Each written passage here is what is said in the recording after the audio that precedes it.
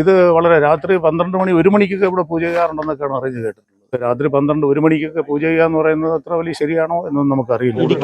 ഇരിക്കുന്ന നിലയിലായിരുന്നു. മുഖം തിരിച്ചറിയാൻ പറ്റുന്ന അവസ്ഥയിലായിരുന്നു. മുഖം തിരിച്ചറിയാം, പിന്നെ നല്ല രീതിയിൽ ഇരിക്കുകയായിരുന്നു. പിന്നെ തുണി കൊണ്ട് ശരീരം മൊത്തം.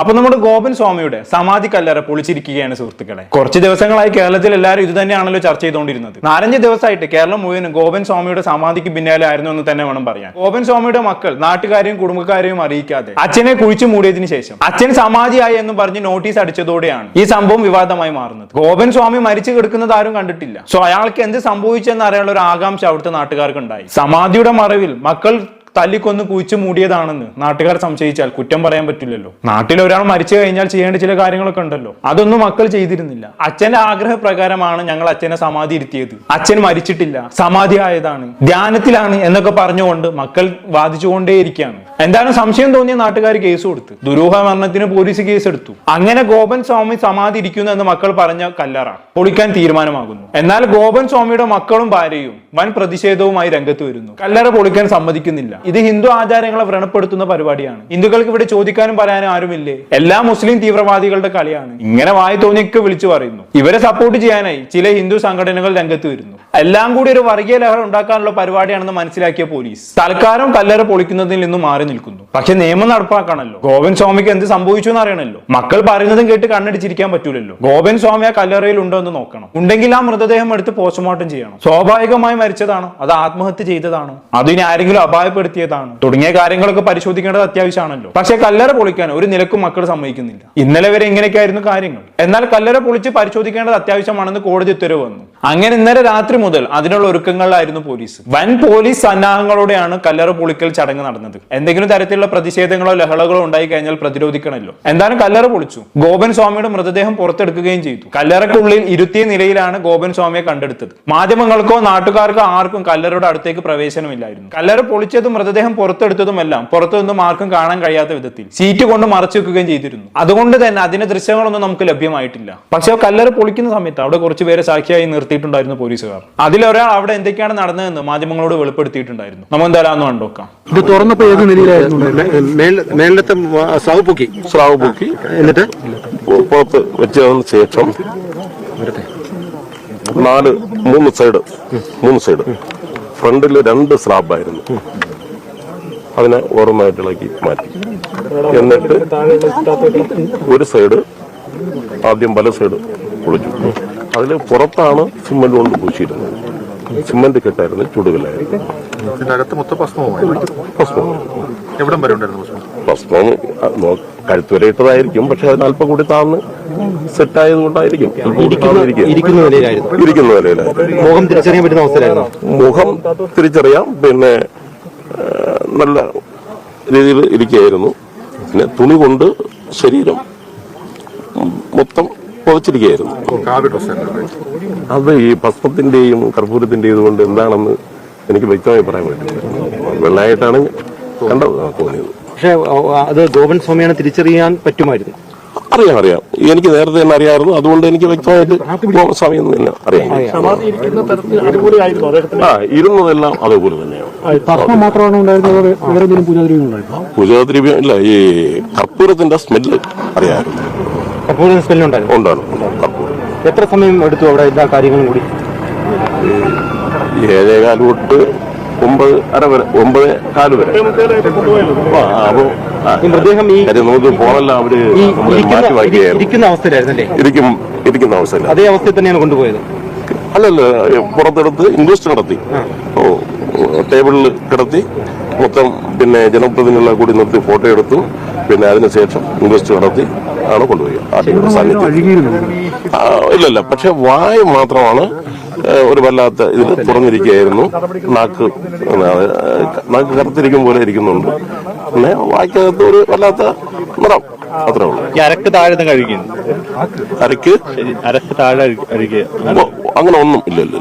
ഓക്കെ, അപ്പൊ അങ്ങനെയൊക്കെയാണ് കാര്യങ്ങൾ. കല്ലറ നിറയെ പൂജാ വസ്തുക്കൾ കൊണ്ട് നിറച്ചിരിക്കുകയായിരുന്നു എന്നാണ് അദ്ദേഹം പറയുന്നത് അല്ലേ? ഗോപൻ സ്വാമി ഇരിക്കുന്ന നിലയിലാണല്ലോ കല്ലറയിൽ നിന്ന് കണ്ടെത്തിയത്. അദ്ദേഹത്തിന് നെഞ്ച് വരെയും വിവിധ പൂജാ വസ്തുക്കൾ കൊണ്ട് നിറഞ്ഞിരുന്നു പോലും. എന്തായാലും കല്ലറ പൊളിക്കുക എന്നുള്ളത് അത്യാവശ്യമായിട്ടുള്ള ഒരു കാര്യം തന്നെയായിരുന്നു. അത് നടന്നു. നമ്മുടെ നാട്ടിലെ നിയമവ്യവസ്ഥയെ ചോദ്യം ചെയ്യുന്ന പരിപാടിയിൽ ഇവിടെ നടന്നുകൊണ്ടിരുന്നത്. ഇവരുടെ അന്ത്യവിശ്വാസത്തിനൊക്കെ കുട പിടിക്കാൻ നിന്നിരുന്നെങ്കിൽ ഭാവിയിൽ ഇതുപോലെ ഇഷ്ടംപോലെ ഇനിയും ഒരുപാട് സമാധികൾ ഇവിടെ നടന്നേനെ. ആർക്കും ചോദിക്കാനും പറയാനും സാധിക്കില്ലായിരുന്നു. സോ അതിനനുവദിക്കരുതല്ലോ. ഇതൊക്കെ മുളയിലെ നുള്ളിക്കളയേണ്ടത് അത്യാവശ്യമാണ്. ഇനിയിപ്പോ പോസ്റ്റ്മോർട്ടം ചെയ്യുക, അതിന്റെ റിപ്പോർട്ടിന് വേണ്ടി കാത്തിരിക്കുക എന്നൊക്കെയാണ് ആകെ ചെയ്യാനുള്ളത്. എന്തായാലും അതിനിടക്ക് നാട്ടുകാരും ഗോപൻ സ്വാമിയുടെ പഴയകാല സുഹൃത്തുക്കളും ഒക്കെ ചില വെളിപ്പെടുത്തലുകളുമായി രംഗത്ത് വന്നിട്ടുണ്ട്. ഗോപൻ സ്വാമിയുടെ യഥാർത്ഥ പേര് മണിയൻ എന്നായിരുന്നു എന്നൊക്കെ അവർ പറയുമ്പോഴാണ് ശരിക്കും അറിയുന്നത്. നമുക്ക് എന്തായാലും ഗോപൻ സ്വാമിയുടെ ഒരു സുഹൃത്തിന്റെ പ്രതികരണം ഒന്ന് കണ്ടോക്കാം.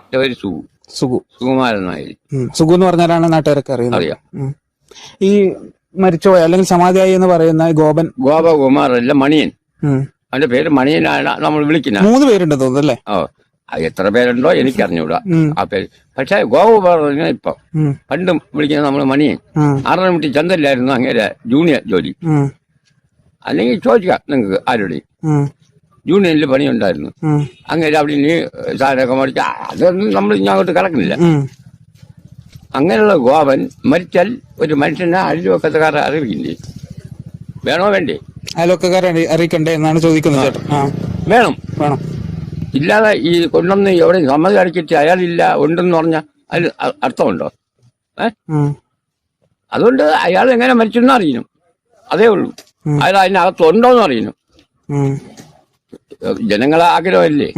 അത്രേ ഉള്ളൂ. ഗോപൻ സ്വാമിയുടെ മക്കൾക്കുള്ളതിനേക്കാളും ബുദ്ധിയും വിവരവും ഇയാൾക്കുണ്ടല്ലോ. അയാൾ കൃത്യമായ കാര്യങ്ങൾ പറഞ്ഞു. നാട്ടിൽ ഒരാൾ മരിച്ചാൽ അത് നാട്ടുകാരെ അറിയിക്കണം, അത് നിർബന്ധമാണ്. അതല്ലാണ്ട് എന്റെ അച്ഛനല്ല സമാധിയായത്, അതിപ്പോ ഞാൻ എന്തിനാ നാട്ടുകാരെ ബോധിപ്പിക്കുന്നത് എന്നും പറഞ്ഞുകൊണ്ടിരിക്കാൻ പറ്റില്ല എന്നർത്ഥം. ബാക്കിയാണ് നോക്കാം. ചേട്ടന്റെ വീട് ഇവിടെ അടുത്ത് തന്നെയാണോ? ഇതാ കുറച്ച് അപ്പുറത്തിരിക്കുന്ന വീട്. ഞാൻ എപ്പോഴും ഇയാളെ കാണുന്നതാണ്. ഞാൻ ഒരു ദിവസം 1 മാസം മുമ്പ് അങ്ങനെ അന്വേഷിച്ചു വന്നു. വന്നപ്പോ ഭാര്യയും മോനും പറഞ്ഞു കണ്ണ് കണ്ടല്ലോ, നടക്കാൻ പറ്റില്ല എന്ന് പറഞ്ഞു. വീട്ടിനകത്തുണ്ട് എന്നാണ് പറയുന്നത്. വീട്ടിനകത്തുണ്ട്, അകത്തുണ്ട്, പക്ഷെ പുറത്തിറങ്ങാൻ പറ്റില്ല, കണ്ണ് കണ്ടുകൂടാ എന്ന് പറഞ്ഞു. എന്റെ ഈ പറഞ്ഞ ആള് എങ്ങനെയാണ് ആ കുഴിക്കകത്ത് വീഴുന്നത്? അതാണ് സംശയം. കണ്ണ് കാണാൻ പറ്റില്ല, കണ്ണ് കാണില്ല എന്ന് പറഞ്ഞ ആള് എങ്ങനെ പെയ്യുന്നു? നാട്ടുകാർ ആദ്യം തൊട്ട് ചോദിക്കുന്ന ഒരു ചോദ്യമാണിത്. മക്കൾ പറഞ്ഞത് അച്ഛൻ സ്വയം നടന്നു ചെന്ന് സമാധിയായി എന്നുള്ളതാണ്. അത് കേട്ടപ്പോഴാണ് ആളുകൾക്ക് ഏറ്റവും കൂടുതൽ സംശയം വന്നത്. കാലങ്ങളായി വയ്യാതെ കിടക്കുന്ന ഒരു മനുഷ്യൻ എങ്ങനെയാണ് ഈ സമാധി ഇരിക്കുന്ന സ്ഥലത്തേക്ക് നടന്നു ചെന്നത് എന്നുള്ളതാണ് ആൾക്കാർ ചോദിക്കുന്നത്. ഇപ്പൊ അതാ സുകുമാരൻ ചേട്ടനും അത് തന്നെയാണ് ചോദിക്കുന്നത്. ഗോപൻ സ്വാമിയെ കുറിച്ച് ഭാര്യയോടും മക്കളോട് അന്വേഷിച്ചപ്പോൾ മൂപ്പർക്ക് കണ്ണ് കാണില്ല, പുറത്തൊന്നും ഇറങ്ങാറില്ല എന്ന മറുപടിയാണ് സുകുമാരൻ ചേട്ടന് കിട്ടിയത്. അങ്ങനെ കണ്ണ് കാണില്ല എന്ന് പറഞ്ഞ അതേ മക്കളും ഭാര്യയും ഗോപൻ സ്വാമി സ്വയം നടന്നു പോയി സമാധിയായി ഇപ്പം പറയുമ്പോൾ സുകുമാരൻ ചേട്ടനെ പോലുള്ള ആളുകൾക്ക് സംശയം തോന്നുന്നത് സ്വാഭാവികം. ബാക്കിയാണ് നോക്കാം. അത് പറഞ്ഞ ഭാര്യയും മോനുമാണ് എന്റെ പറഞ്ഞത്. ഇതാ ഇവിടെ വെച്ച് ഇവിടെ തൂക്കും ഒന്ന് ഈ നാഗസ്ഥാനത്തിന്റെ അടുത്ത് അങ്ങ് അറ്റം വരെ തൂക്കും. അവര് തൂത്തിട്ട് എന്താ പറഞ്ഞു അയാൾക്ക് കണ്ണ. ഞാൻ മണിയെണ്ണ എവിടെ പോയി? ഞാൻ മണിയെണ്ണ വിളിക്കുന്നേ. ഏഴ് പെയ്യുന്ന നടന്നപ്പോ അങ്ങാർക്ക് വെളിയൊന്നും ഇറങ്ങാൻ പറ്റില്ല. അത് മോനും ഉണ്ട്, ഇളയ മോൻ. ഇളയവനാണ് കള്ളായി, ഏറ്റ കള്ളായി ഇളയവൻ.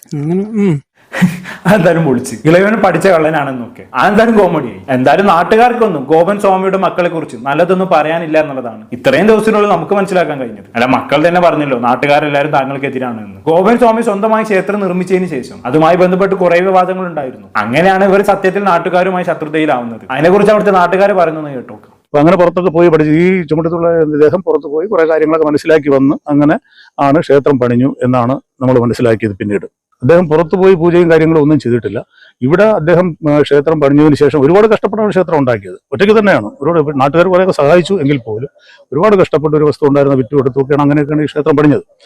അപ്പം പിന്നെ ഒടുവിൽ ആദ്യമൊക്കെ ഒരു നേരം തുറക്കുമായിരുന്നു. പിന്നെ ഇത് വളരെ രാത്രി 12 മണി 1 മണിക്കൊക്കെ ഇവിടെ പൂജ ചെയ്യാറുണ്ടെന്നൊക്കെയാണ് അറിഞ്ഞു കേട്ടിട്ടുള്ളത്. അതൊരു ക്ഷേത്രത്തിന് ചേർന്നൊരു കാര്യമാണെന്ന് എനിക്കറിയാം. എനിക്ക് അത്രത്തോളം വിവരമില്ല, ഇത്രയും വിവരമൊന്നും നമുക്കില്ല. പക്ഷെ എന്നാലും ഈ ഒരു ക്ഷേത്രത്തിൽ അതൊരു നിശ്ചിത സമയമുണ്ട്. അത് ഒരു യാമത്തിന്റെ കണക്കൊക്കെ പറയാറുണ്ട്. പക്ഷേ ഈ രാത്രി അന്ത്യയാമത്തിലോ രാത്രി 12-1 മണിക്കൊക്കെ പൂജ ചെയ്യുക എന്ന് പറയുന്നത് അത്ര വലിയ ശരിയാണോ എന്നൊന്നും നമുക്കറിയില്ല. അങ്ങനെയൊക്കെ ചെയ്യാറുണ്ട് ഇവിടെ. പിന്നെ ആരെങ്കിലുമൊക്കെ പൂജയ്ക്ക് വന്നു കഴിഞ്ഞാലും അവരുടെ സൗകര്യം അനുസരിച്ച് ചെയ്യും. ഇല്ല നമ്മുടെ ഈ വരുന്ന ഈ ഭക്തരുടെ ആ ഒരു അഭീഷ്ടമനുസരിച്ചുള്ള കാര്യങ്ങളൊന്നും അവർ ചെയ്യാറില്ല. അങ്ങനെയൊക്കെ ആണ് പിന്നെ ആളുകൾ വരാതായത്. ഈ ക്ഷേത്രം പണിഞ്ഞതിന് ശേഷം തന്നെ ഇവിടെ നാട്ടിലുള്ള തന്നെ കുറച്ച് ആൾക്കാർ, നല്ല ആൾക്കാർ, അത് കുറച്ച് നാട്ടിലെല്ലാവരും ബഹുമാനിക്കുകയും ചെയ്യുന്ന കുറച്ച് നല്ല ആൾക്കാർ, അവരിവിടെ ട്രസ്റ്റിന്റെ ആൾക്കാരായിട്ട് കുറച്ച് ദിവസം ഉണ്ടായിരുന്നു. ഒടുവിൽ അവർ പറയുന്നൊന്നും കേൾക്കാതെ ഇവരുടെ സൗകര്യം അനുസരിച്ച് കാര്യങ്ങൾ ചെയ്തു വന്നപ്പോൾ ഇവിടെ വരുന്ന ഭക്തരെ ഒന്നും ബഹുമാനിക്കാതെയും ഒക്കെ വന്നപ്പോഴത്തേക്ക് അവർ പറഞ്ഞു ഞങ്ങൾ ഇനി ഈ ട്രസ്റ്റിലേക്ക് ഇനി വരുന്നില്ല എന്ന് പറഞ്ഞാൽ അവരവിടെ നിന്ന് ഒഴിഞ്ഞു പോവുകയാണ് ചെയ്തത്. ഇല്ല, നാട്ടുകാർക്ക് ഇതുമായിട്ടൊന്നും യാതൊരു ഇതുമില്ല, നാട്ടുകാർക്ക് ഇവരെ ബുദ്ധിമുട്ടിക്കണമെന്ന് എടുക്കണമെന്ന് യാതൊരു ഇതുമില്ല.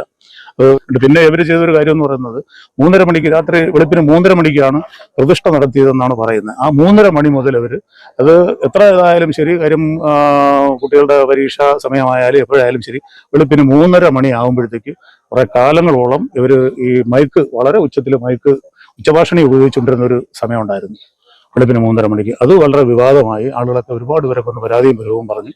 അങ്ങനെ നാട്ടുകാരോട്ടൊക്കെ അവർ കുറച്ച് ഇതൊക്കെയായി. ഒടുവിൽ അത് പിന്നെ ഓക്കെ, അപ്പൊ അങ്ങനെയൊക്കെയാണ് കാര്യങ്ങൾ. എന്തായാലും കല്ലറ പൊളിച്ച് മൃതദേഹം പുറത്തെടുത്തതോടെ വലിയൊരു ദുരൂഹത അങ്ങ് നീങ്ങിക്കിട്ടി. ഇനി പോസ്റ്റ്മോർട്ടം നടക്കട്ടെ. ഗോപൻ സ്വാമി സ്വാഭാവികമായിട്ട് മരിച്ചതാണെന്ന് പോസ്റ്റ്മോർട്ടത്തിൽ തെളിഞ്ഞു കഴിഞ്ഞാൽ ഈ ബഹളങ്ങളൊക്കെ അവസാനിക്കും. അല്ല, ഇനി മറിച്ചാണെങ്കിൽ, അതായത് ഗോപൻ സ്വാമിയെ കല്ലറയിൽ ഇരുത്തു മൂടിയ ശേഷം അദ്ദേഹത്തിന് ജീവൻ ഉണ്ടായിരുന്നു, അയാൾ ശ്വാസം മുട്ടിയാണ് മരിച്ചത് എന്നെങ്ങാനും പോസ്റ്റ്മോർട്ടത്തിൽ തെളിയുകയാണെങ്കിൽ അദ്ദേഹത്തിന് ഭാര്യ മക്കളും കുടുങ്ങുന്നത് ഉറപ്പാണ്. എന്താണ് സംഭവിക്കാൻ പോകുന്നത് എന്നുള്ളത് കാത്തിരുന്ന് കാണാം. എന്തായാലും ഈ സംഭവത്തിൽ ഇതുവരെ നമ്മുടെ നാട്ടിലെ നിയമവ്യവസ്ഥയും പോലീസും ഒക്കെ പിന്തുടർന്ന രീതി പ്രശംസനീയമാണ്. അത് പറയാതെ വയ്യ. കുറച്ചും കൂടി നേരത്തെ കല്ലറ പൊളിക്കണമായിരുന്നു എന്നൊരു അഭിപ്രായം എനിക്കുണ്ട്. എന്നാൽ കൂടിയും പ്രശ്നം അധികം വഷളാകാതെ എല്ലാവരും കൂടി കൈകാര്യം ചെയ്തു എന്നുള്ളതാണ്. അത്ര എനിക്ക് പറയാനുള്ളൂ. എന്താണ് നേരിട്ട് നിങ്ങൾക്ക് തോന്നുന്നത്? താഴെ കമന്റ് ബോക്സിൽ രേഖപ്പെടുത്തുമല്ലോ. അടുത്തൊരു ടോപ്പിക്കുമായി വീണ്ടും കാണാം.